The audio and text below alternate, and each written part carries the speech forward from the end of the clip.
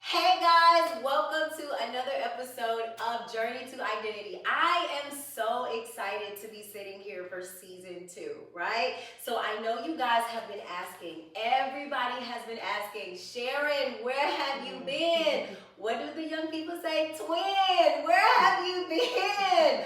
Okay, so listen, there have been so many things going on, so many things happening, okay? Like a lot of you know, I've had some death in my family. So there have been a lot of things happening that have kept me away from this platform. But I want you guys to know that your girl is back, okay? And this is so dope that I am here with you live now, because before you was just listening to me, but now you get to listen to me and you get to see me. And I'm coming back in season 2 with some amazing guests. So I have my first guest here with me here today. I am so excited to introduce this guest to you today, okay? So like, this is my good friend, this is my girlfriend, this is my sister, okay? Like all of the things. But this is Miss Yvette. So can we put our hands together for her? Yes, yes, yes. I'm so excited to talk to her. Listen, I tell you guys all the time that we have great dialogue. Like y'all think I be really playing, but do we not have great dialogue like all the time? I live for them. Okay, like all the time, right? So as we are walking this journey, the title of this podcast is Journey to Identity, right? This is what this whole podcast is about. So season 1, I walked you through my journey. I walked you from my childhood up into going into my marriage, coming out of my marriage, and how all of those things transpired in order for God to really reveal true identity to me. So the best part about that is now I get to bring guests on and we get to explore identity in so many different facets. What do you think of when you think of an identity? Well, I think it's where you are now, but the foundation of where you came from. Yes, right? I love that. So you move with how you perceive yourself to be, or how you perceive yourself to be. And then with that, you're drawing from who other people told you you might have been, or who you should be, or where you should go. And then when you get to this stage of life, or a little bit younger, or maybe a little bit older. A little bit older. Yeah, a little bit older. Yeah. Then you start to tailor it, and then you start to pick it apart and say, yeah, no, that's not me. This is me. I'll take this. Like in scripture where it says, eat the meat and spit out the bones. Yes, yes. Right? So you take what applies to you, right? And then you sculpt it from there. So I think that's kind of what identity is for me. Okay. Yeah. Okay. So when we're thinking about that, right? So we're thinking about taking the parts that we want, almost like eating the meat, taking out the bones, right? So it's almost like we're taking the parts that are feasible. We're taking the parts that are palatable. The parts that we can swallow. Yeah. But like, what are the parts of us that don't necessarily agree with us, but agrees with who God has called us to be? Because I think a lot of times we look at identity as what makes me feel good. Right. More so, like, I'm uncomfortable in this particular place, but this is who God has called me to be. So we don't necessarily put the two together, but I do think that they align. So speak on that. Absolutely. So we live in a culture that's wrapped around comfort. Absolutely. So we want to do everything that feels good to the flesh. So if that feels good, then this must be right. This must be the thing I need to do because it feels okay. It feels safe. I like that I'm happy, which is fleeting, right? So, but then when you put God in the mix, then it's okay. You got to understand that discomfort, that's kind of what he's about. How else are you going to grow? That gap, I think, is where we struggle. And I call them growing pains. Because you're wrestling with culture and what society says and what people and who they say you should be and how you should act and how you should feel. And those things, those ready things, you know, what to do with that. But God says, no, I'm calling you away from that and out of that. The joy is in me. The identity is in me. So it's going to be a little bit discomfort, if not a lot. And you got to trust that what I'm doing is I'm pulling out, I'm excavating things that shouldn't be there. I'm making you more like me. And because I am, it's not going to feel good. And you have to be okay with that. You have to be okay with that. Yeah. So, So to answer your question, you have to be able to pair the two, but you have to be humble enough to say, I don't belong to me. I belong to you. Oh, absolutely. So I'm going to give it all to you. All to and you. I may not like it, because I will tell you, I'm out in the spirit. I've done it. I've done this whole, I don't want to go, I don't want to do it, I'm only going to do it because you said I need to, but I don't want to. Right. I don't have to like well, it. Listen, I love that. I love that. I said this to a young lady today, and I have to say it all the time, honestly, because for some reason I feel like people think, and this is kind of deviating from it, so we're gonna go right back to it. But people really think like God be getting offended when we be honest with Him. Like, I don't know how many times I have literally been like, God, I just want you to know I hate it here. Like, I just want you to know. I absolutely hate it here. Not my will, but thine will be done. Right. But I want you to know, I hate it here. I don't like it here. Right. So it's so important for us to know that God can handle that. And it's in our truest vulnerability that our truest identity in Him is exposed. That our truest identity in Him is revealed. I think a lot of times, because of culture, right? The culture, the society that we live in, like all of the things, it forces us to put on something that we don't necessarily wear well, right? Like, we don't necessarily wear some of the things well that culture wants us to wear. But because it seems popular to man, it's almost like, I gotta do what the majority does. I gotta do what the people are doing. But the reality is, who God has called you to be, take away everything. You take away all of your things, tangible things. You take away your job. You take away your last name. You take away the zeros in your bank account. Like, I love to say that because a lot of times people think that the things that they have, the things that they possess, like the things that they carry is what makes them who they are. But stripped away, stripped away, who are you to the absolute core? Absolutely. So I want you to speak to the core of that. Because I think it's so imperative. In every walk of life, it's super imperative, right? So especially when we start to get on up in age, whatever age that is, okay? But when we start to get on up in age, when we start walking through different facts of life, whether we're married or divorced or single, whether we are a single parent, whether we co-parent or whether we don't, like our identity and who God has called us to be or who we believe that we are plays a valuable part in all of that. So how do we, like, I want you to speak to the core of that in itself. So let's see if I can capture what you're asking. So I had story time. So I had a slap in the face or a reality check, if you will. So I'm from not here, right? I'm from up north, from Ohio. And at the time, I had been a registered nurse for 16 years. Never had a problem with the job. You know, love what I do. It's definitely a calling. It's definitely a privilege. And so when the Lord told me to move here to North Carolina with 3 kids, no job in tow, because He told me to go, and I said, okay. I just graduated with my master's 2 weeks prior. I get down here, and I just knew. I'm gonna get a job. That won't be a problem. I've been a nurse for 16 years. That won't be an issue. We always need nurses. Well, hallelujah. I don't care what nobody says. We're professional and we need it, okay? So, down here, do you know for the first 6 months I could not find a job? Wow. Listen. Wow. I've been a nurse for 16 years. Wow. Been in a bunch of different specialties, and I get here and I can't find a job. What does that do? But God. What does that But God. Yeah. So that was the reality check.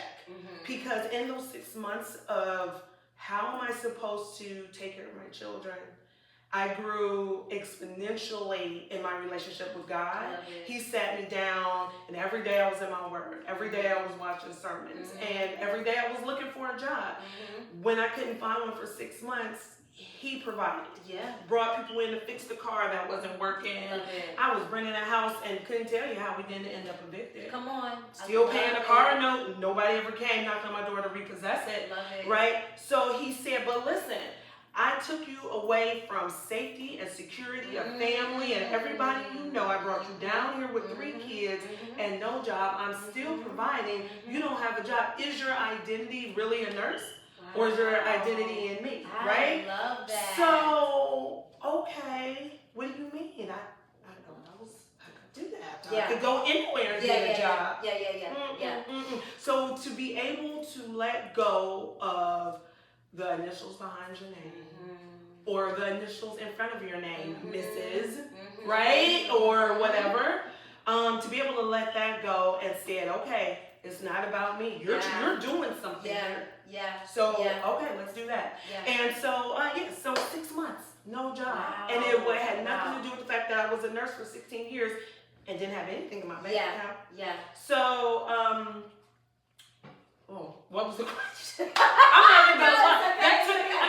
It took me back because I remember it humbled me so much. And so with that, I never walked into anything going, oh, I could do this myself. It was so humbling. I said, okay, if I get this job, it's because of you. If I stayed in this job for as long as I did, it's because of you. Absolutely. So you gotta be able to marry the two. Yes. He'll humble you real quick. He will. I love that because you can't imagine, right? Being in a place, working in your field for 16 years. 16 years, girl. I mean, 16 years. And we're not talking about like just any nurse, right? We're not talking about just like a typical nurse. We're talking about an RN, right? You went to school. You've gotten all of the things that you need in order to carry those letters, right? And so to come here and not be able to get a job in the very field that you have been in for 16 years. How is that possible? Like, how does that even hit for an identity? But what I love and what I feel like I heard from it is because, like, I know the way God works, okay? Like, uncomfortable, okay? He will humble you real quick, and this is just the way our Father moves. This is why I love him, okay? I just want you to know. Love him, honey, but he comes for you, okay? He is not soft with it. He comes for you for real, right? But the fact that he would bring you here and say, hey, listen, I need you to know that just because it flowed there, it's not going to flow here the same. However, who you are and who I've called you to be, that doesn't change based on you having a job or not having a job. Right. Wow. He completely stripped me. He completely stripped me of what others thought, like, so nurses are really high esteemed and all this kind of stuff.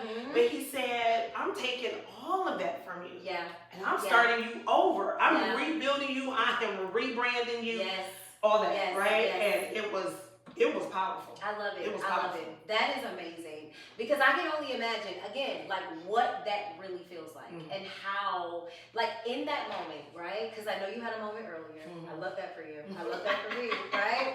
But I want you to think about your identity in that moment. What did it do to you? Even though God was humbling you and he got you where he needed you to be. Because sometimes we're in seasons for a long time. And listen, I've been there, okay? Like, listen, I can't wait to tell my testimony, okay? So good. So good. I want you guys to know this testimony is going to blow your mind, okay? Because it's still blowing me, okay? My daughter's it's blowing me, right? But in that moment, when God puts us in a place and he leaves us in a season for a time because he's trying to get something to us, he's trying to pull something from us. And a lot of times he's extracting you in a way where he's pulling you away from what you feel like has made you who you are, right? So you being an RN nurse could have been something that was like, you know what, I'm an RN. People be like, who are you? What do you do? The first thing people say is like what their job is. I'm a registered nurse. That's what I do. That's who I am. And God is like, no, that's not all of who you are. That's not all of who you are. So how do you get to that place? Like, I want you to talk about what it did to your identity in that moment and how did it curate to when you did get your job, when you went into a different season, how you were able to walk into that season, not attached to the title, but attached to the call of who he called you to be. Oh my goodness. Oh, girl. That's a good question. Yeah. It's a really good question. I love it. So when you sit in the moment, when you realize that the career, the degrees, and all the things, basically mean nothing. Yeah. You know. Yeah. You start then to wrestle with worth. Yes. You start to wrestle with value. Yes. Right? And then your competencies. Wait, I'm a mother with kids. How can I can't provide for them. Is that what we're doing now? So then everything that you thought comes under a microscope. Yes. And then you have to sit with that on a day-to-day, hour by hour. Yes, I love this. Okay. All right. Now am I not a good mom? And whatever. And so all of the things. All of the things. Oh my goodness. All of the things. Oh my goodness. So he'll bring you to it, and you don't get to go, oh yeah, I'm good. He says, okay, now sit in it with me. Let me sit in it with you. Let's bring it out, right? And let's redefine it, right? So that's what it was for me. And so that's where I said the growing pains happen. Yes. Because, okay, all right, well now, all right, so nursing, okay, means nothing. Doesn't mean I'm not a good nurse. But then that came later. Yeah. Right? Yeah. That realization, the fact that I couldn't get a job doesn't mean that I'm not a good nurse. I had all the qualifications. Yes. Even the jobs that I had experience in, I wasn't getting those either. So wait a minute. But I was in that for 8 years. I have the experience. I don't understand. So once you realize, okay, maybe it's not a work thing, maybe it's not a value thing, right? And it's clearly a him thing. Yeah. Right? Yeah. So then who am I? So when it happens simultaneously, and this is the grace of God, right? When you say, Lord, take away something, right? Whatever that is, you got to ask him to replace it with something of him. So even in those moments of growing with him and growing my relationship with him and not knowing what to ask for, praise God for the Holy Spirit that interceded on my behalf. Because simultaneously, he took away that fleshly or whatever feeling of my identity is this and was replacing it with him. And he says, listen, your value is this, right? And so it was all happening simultaneously, if that makes sense. So as I'm going and I'm thinking, he break it down with the truth. Well, I call you daughter. I call you conqueror. I call you okay, right? But then having to live that out in real time. So with the no's, eventually came the yeses, and when the yeses came, then that's a whole nother growth thing. But now you're growing in that different. You're coming into it different. You're not her. I'm not her. I'm this newer person. So now the world looks different. Perspective, perspective looks different. You start to parent different. And then you start to tell your kids, listen, the no's don't mean that you're not good enough. Absolutely. It just means there's something better. There's something coming. It builds you. Right? So you start to parent differently. You start to talk to other people differently. You start to walk differently. You do your job differently. And then the gratitude and the I get to when you do your job. Because he gave it to you. So now I get to do this. It's not for a check. I get to serve. That's my favorite saying right there. I don't have to do it. Like, I love to take it back to the Mary Mother, right? We talk about this all the time, right? We don't have to do it. We get to do it. So it doesn't just change your perspective. It changes the lens of the way that you see things, the way that you see things, the way that you deal with things. One thing that you said that I love, and I was over here like on the edge of my seat, okay? Because I love this, right? But like one of the things that you said that I absolutely love is like when you're growing in it and you're sitting in it, right? And he's calling you the things that you've always been, right?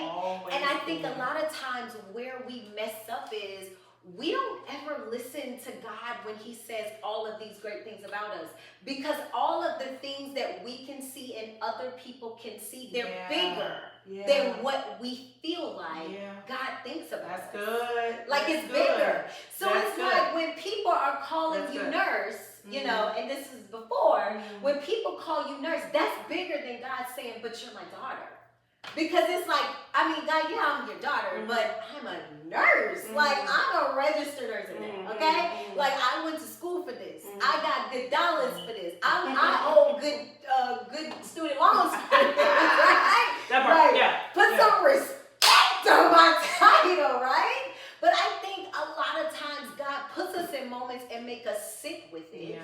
Because we need to know that what he thinks about us is greater than anything that we could ever do. We go to school, we get the degrees, we get the titles, we do that. But when we accept what he says, even without that, we're able to be okay. Yeah, that's really good. But let's talk about the reality of why it's hard for us to get what he's saying about us. Let's be clear. Let's be honest. We don't hear that. We don't. And we don't. You hear constantly the stuff like, you should be. Yes. You should be yes. doing. Yes. This is what you look like. This is what you can achieve. Yes. This is what you can get, yes. right? Yes. So, because that stuff is constantly in our ear. Yes. Yes. Our spiritual senses, we don't, who's telling us that? Yes. Because we're not sitting in it for him to tell us and grab it. But it's That's so easier to hear what you're hearing all the time. Yes. So you become that. Yeah. That's what you start listening for. The distraction becomes so much louder. So then you start sitting in the dysfunction that looks like function because that's what you're hearing all the time. Because we've normalized it, right? We normalized it. I love that. Because it's almost the shaping of our parents, right? We love our parents, right? We love them. A lot of times they did the very best that they could do. Yeah. We accept that. But a lot of them, they projected on us from their own trauma. And we may not have looked at it from that perspective, but because they didn't always have it, they looked at us and been like, no, you're going to have it. Yeah. You're going to beat this. I see you doing this. And I remember as a mom, I did that. At one point in my life, with my son.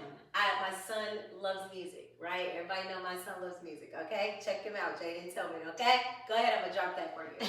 But he loves music. But for me, music wasn't enough, right? I'm like, son, you speak well, you're so respectful, you can do this, you can do that.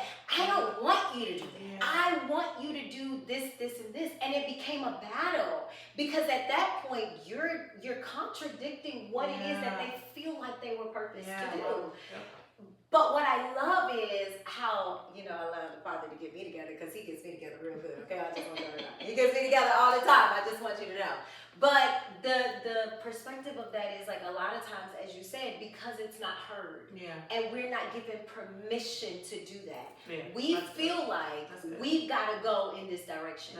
I've got to be what my parents couldn't be. I've got to, we struggled growing up. I don't want that struggle for my life. Right. So me and my kids ain't going to struggle. I'm going to go out here and I'm going to get this money. I'm going to do this job. I'm going to do whatever it is I got to do. I'm going to go to school. And a lot of times it's not even that what God says about us isn't important. It's just not a factor that weighs in who we become. Because it's like, God, I know that I'm your daughter, but I'm also the mother of these kids. I got my mortgage people calling, my car people calling. I gotta pay these bills. I gotta do this. And for us, a lot of times, and I can't wait to get into identity and marriage that is coming. I want you guys to know. But a lot of times, our identity will be so wrapped up in the things that other people can see. In a performance space. We're performing for people. What people think about us, how people feel about us, how other people view us matters over how we view ourselves. Our view of ourselves sometimes comes from the view of other people. Yes. I want you to speak to that. Okay, so then I love that. So good. Yes. So good. So then you talk about the consequences of that. Oh, right? The consequences of that. Yes. Which would be, so you are tired. I mean just physically tired, right? It is your true self battling the facade self, right? On a day-to-day. So you are mentally exhausted, spiritually spent, right? physically fatigued. Yes. The Yes. consequences, and you're wondering why things feel so hard. Why are we carrying so much? Yeah. Why don't we ever get a break? Why does it seem like they are doing and they're getting, and I'm over here doing all the things, and I'm trying and I'm struggling?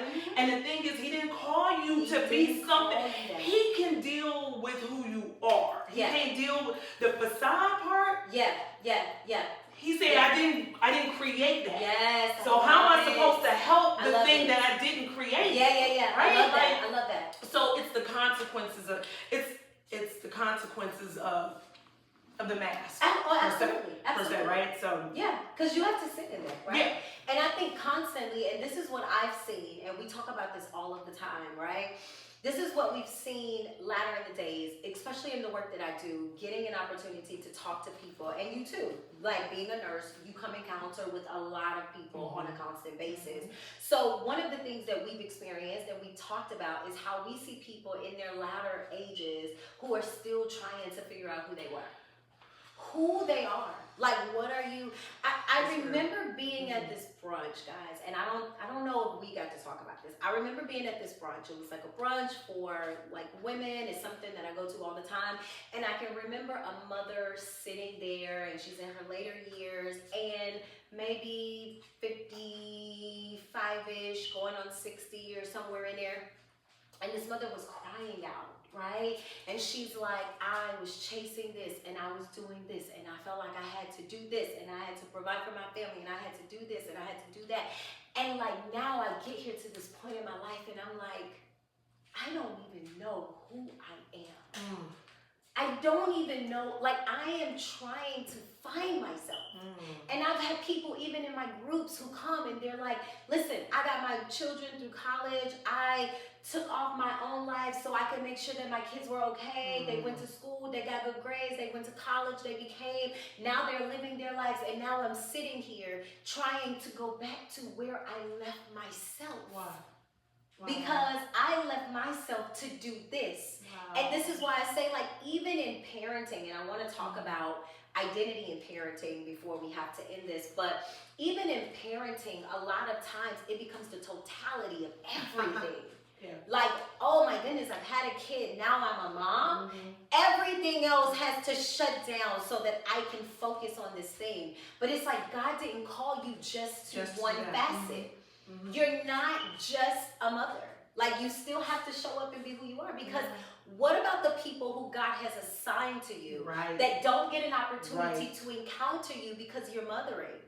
And not saying you're mothering like it's a bad thing, saying mothering like it's the only thing that you're doing. I want you to speak to identity in motherhood. And what does that look like? Especially being a single parent. I want you to talk about that to the extent that you would like. Wow. So I think for me, because I have such an amazing support in my family, that I never felt like I was in it by myself. I love it. But I knew at the end of the day, I was the only one going home with those babies. Okay. Every day. So, and ultimately, the responsibility fell on me. But I had and I continue to have such amazing support. My kids are older, right? Yeah. So, because I've been single in the flesh, a single parent in the flesh, because the Lord says I'll be a father to the fatherless, right? And I'll be a husband to the wife, and everything. And I have my boys and my daughter, my children have great fathers. So I'll be clear about that. But to be a single mom, doing it in real time, the identity was I'm here because now He gave them to me. He gave them to me.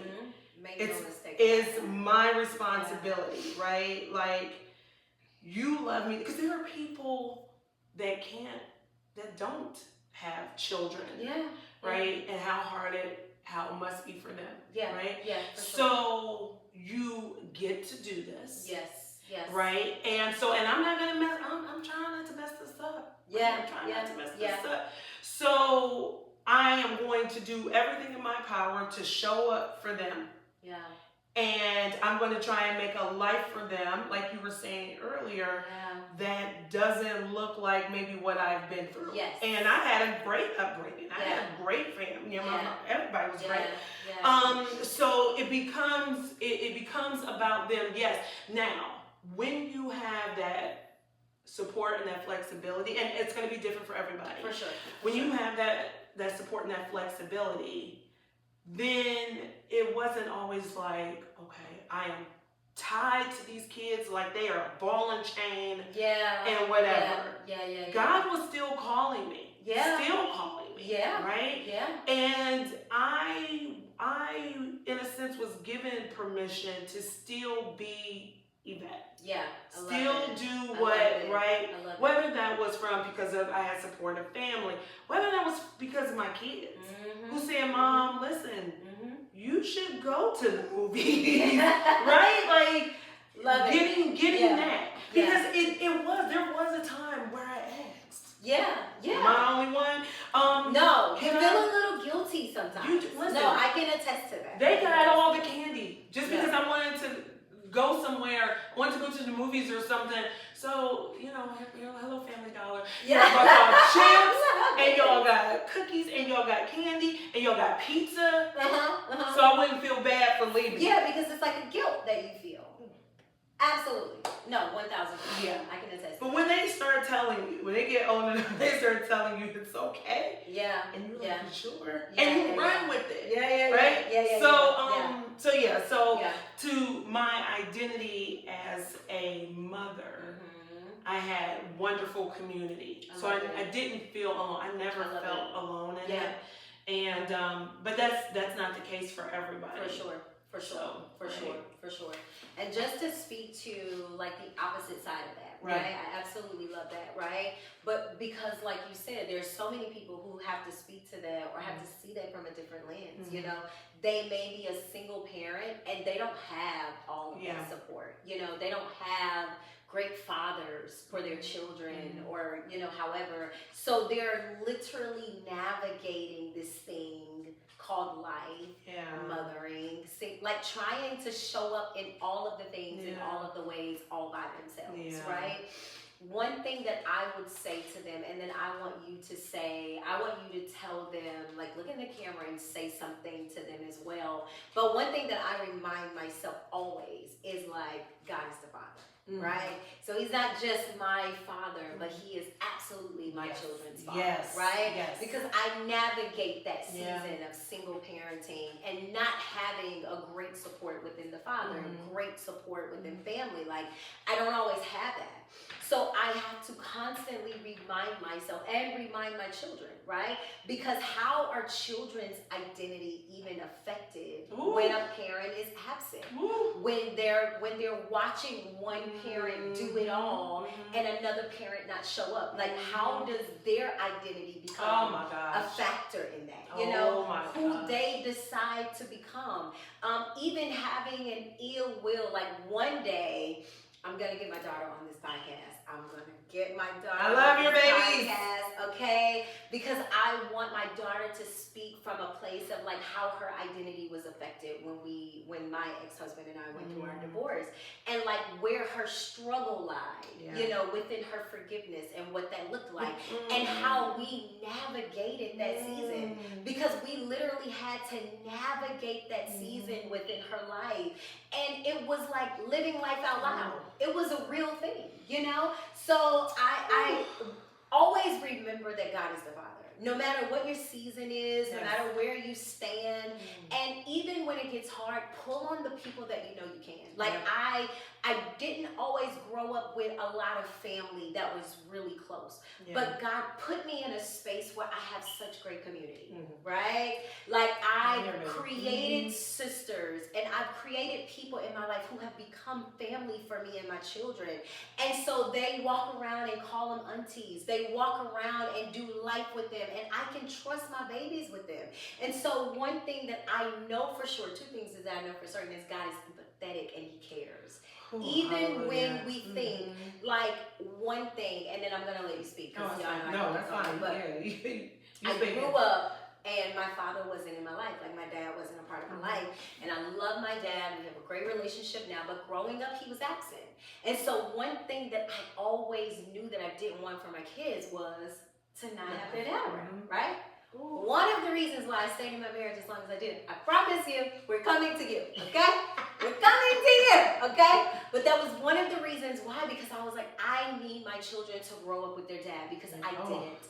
And I didn't, and that's a projection. Ooh. I didn't want for them what I had. So when I came to the season of where I had to walk away from my marriage, God gave me permission to walk away from my marriage, and I walked away. And when that season came, one of the things that I struggled the most with was like, God, I didn't want this for my kids. Yes. You know I didn't want this for my kids. And we have to be honest with ourselves, like consequences, when we walk out of what God says. Like, we think that because we take the right steps, so God, you get married, and then you have kids, and then you have a house, and then you got a dog, and then you got a wife and kids. You think that if you do, I follow the steps, then it's just going to turn out right. But it doesn't always work like that. And a lot of times we walk ourselves into things the right way, but it's not what God has for us, right?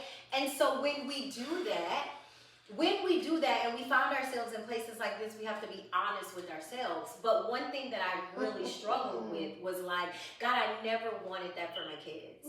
But then God brought me to a place as I was going on my own healing journey to remind me that he was the father, to remind me that he's empathetic and that he cares, and to remind me that he's got them no matter what. And that's what I live by. That is what I rely on. That is what I sit in. So my children even know, whenever we're navigating whatever it is we're navigating, I live my life out loud. But I tell them, like, okay, listen, you know I'm going to take it to the Father. Baby, cut out the middleman and go to him for yourself, okay? Because I just want you to know he's not an obligation. You have to choose him because he's chosen you. Yes. Oh my gosh. Speak to that. Speak to that. Because I can get caught up there, but I want you to speak to that. Oh my gosh. We could probably talk about that forever. My goodness. My whole heart, my whole chest just started hurting. Yeah. Because, so, and then just let me clarify. Let me just clarify. Do I mean when I say that I have great support and I always do? I absolutely. For sure. Okay, so we're going to put that aside. Yeah. The fathers, right? Like, so,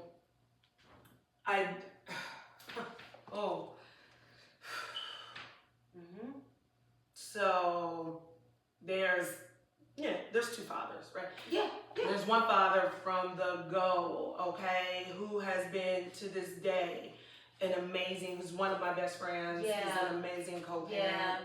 And everything, and just shown up for like all my kids and everything like that, right? Like, he's family. The other father, right? So looks different. Okay, we'll just say that, look different.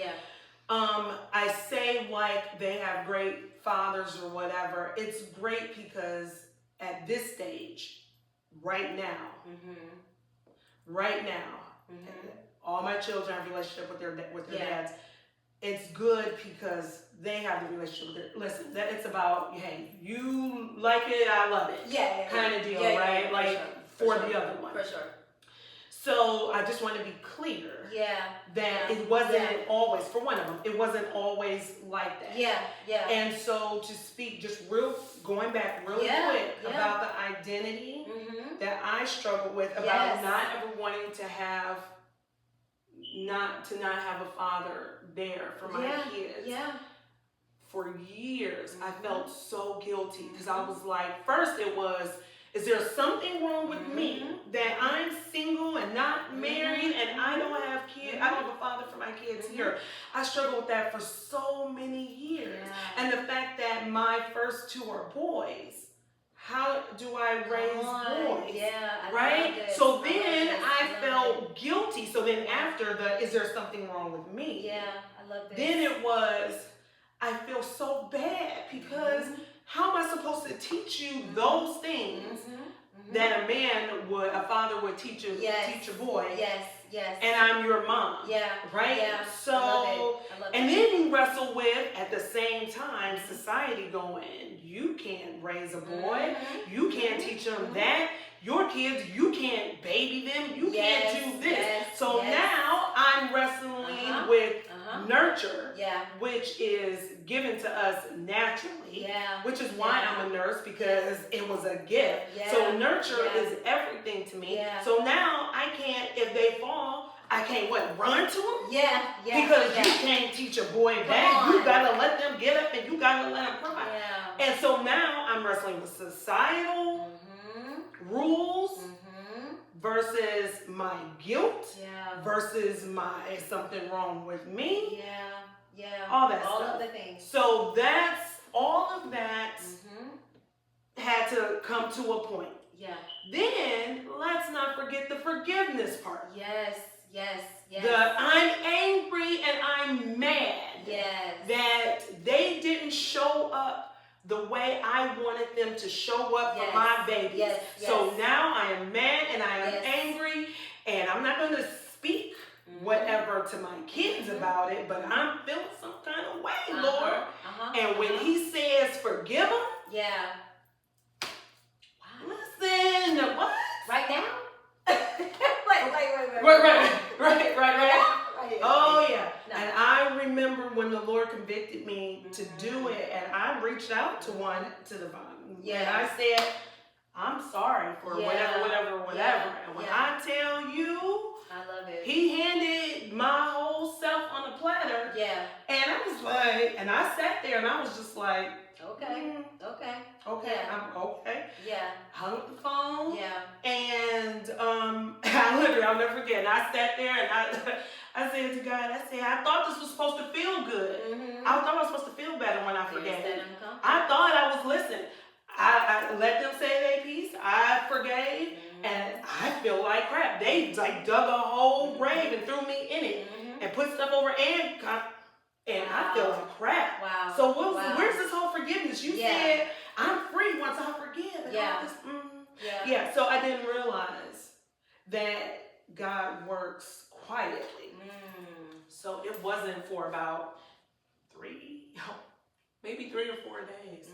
I realized in true transparency that every day that I thought about this person, I was so angry about how they didn't show up that I realized 3 days after that conversation that I didn't think about that person for 3 days. Wow. It hit me on the drive. I was like, no, I haven't even thought about it for 3 days. You released it. I released it. I love it. It was amazing.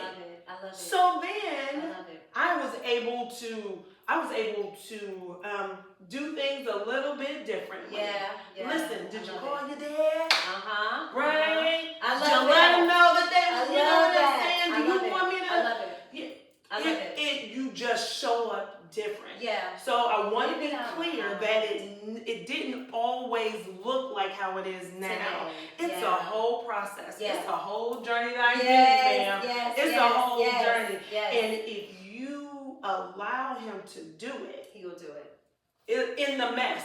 He'll do it. In the mess, and you don't even know that He's doing it. You just think, okay, this doesn't feel good, this is hurt, and I want to be mad because it's easier. Yeah. But when you let it go and you... I love that. So you're giving hope to people, right? For relationships with their parents that look like one thing today may not look like this next week, right? Right. One thing that I'll say to all of that is one thing that the Lord revealed to me was, I used to struggle, like I said, I struggled with my kids not having their dad because I didn't have my dad. Yeah. And I remember the Lord revealing to me, like, what if you would have grew up with your dad? Right. Where would you be today? Like, how would your life look so different? Yeah.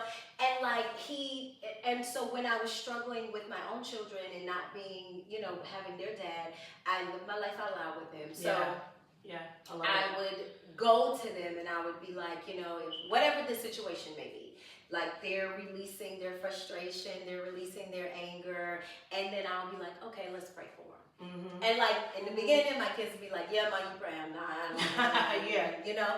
But they always knew that this is how I'm going to show up. Because I need to demonstrate the love of God for everybody, right? God is so graceful. He gives so much grace, right? In every situation. We don't always want to do it, right? Can I just So be true. honest and say, I don't always want to do it, right? But I know the importance of living that out loud for them. That is so and good so that they when get to God see it. revealed it to me about my own dad, it was like, God, I don't know what your protection is for my children. But there could be a reason why their dad is not around. Yeah. And instead of being angry about the fact that he's not here, you know, it brings me to the place of like, God, I thank you for being the replacement for them. So they don't feel, and I don't, because sometimes as single parents, we feel the pressure of showing up as mom and dad, right? So in the beginning, I was showing up like mom and dad, right? I was overcompensating, just trying to do the things because I felt like, okay, God, you told me to walk away from the church daddy, and now I'm walking away, these kids gonna be without their daddy. So I'm overcompensating in so many ways, right? But then I released the pressure of feeling like I had to overcompensate and allow God to be their father. And so when we're going through anything, and I love my baby, if you don't know Juju, baby, you just don't know, okay? But Juju is so honest and she's so wise for her little years, okay? But I remember her saying to me, like, Mom, sometimes my dad disappoints me. And sometimes he doesn't show up. And I know that he's not perfect. But God, Mom, God is perfect. My Father is so perfect. And that is why he's my firm foundation. And all it could do was bring tears to my eyes because I'm like, God, I thank you that even in the moment where I felt like I was failing as a mother, right? Because he wasn't around, you allowed there to be something inside of me that pointed my children in the right direction. That grounded her. And so we can always live off of that. And so even today, right? Even today, no matter what he does or does not do, in any given moment when we need to show up for him in prayer, we will show up for him in prayer. Because I need to live that out loud and demonstrate. So as we wrap up, I want you guys to be so encouraged. Like, your identity matters, right? Not in what you have, not in what you possess, not in what your titles are, because all of those things can be taken at any given moment. And if you lose everything, if God decides today to strip you of everything that you have, you own, you possess, or whatever the case may be, what is left to the absolute core that is going to ground you, that is going to sustain you, that is going to keep you exactly where you need to be? That's what this whole podcast is about. It's journeying to the identity of who God has called you to be. Any last sayings? Y'all, I'm so excited that my friend came. I had a great time. So amazing. I had a great time. You're so good. You're so good. Any last things that you would say to anyone as far as their identity in their father?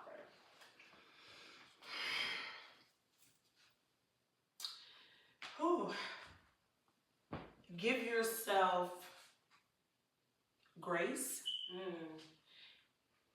Give yourself permission to say, I don't like where I'm at, but I'm grateful that God gives me opportunity to get to where I'm going. I love right? it. Like, Love it. because I think we hold so much shame and guilt and everything like that, that we feel that we have a hard time. So I think give yourself grace, give yourself permission to say, I don't get it right. I'm not always going to get it right. And know that He loves you. He loves you. And you may not feel it in the moment. You may feel bad. But it won't always. But even in those, like, He came for that. He came for that. He came for the person that you're feeling like you are now. That you don't feel good enough. He came for you. He came for that. He did. So, and then I know we're wrapping up, but I want to say, going back with forgiveness and everything, right? And forgiving the people that may have disappointed how you thought they should show up, right? Because my father wasn't there either. But even with my father who wasn't there, with whomever the father that I was speaking about before, listen, I think what helped me get over and get through it is capacity. I love it. Right? It's capacity. If they don't have the capacity to do it, They don't have the capacity to do it. And it's And okay. then it's okay. It's okay. It's absolutely It's okay. And Yeah. so I 100% agree with you about what you were saying.